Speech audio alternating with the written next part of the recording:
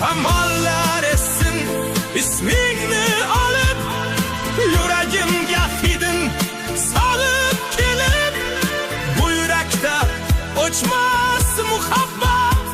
Shamollar essin seni eslatib, alamlar ichra ko'yib ketdim. Qo'shlari qalam sanamni sevdim, telbalarcha yurakni berdim.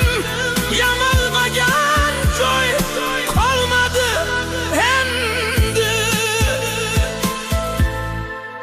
U boshqacha, juda boshqacha, yuragimga dard bo'ldi asta.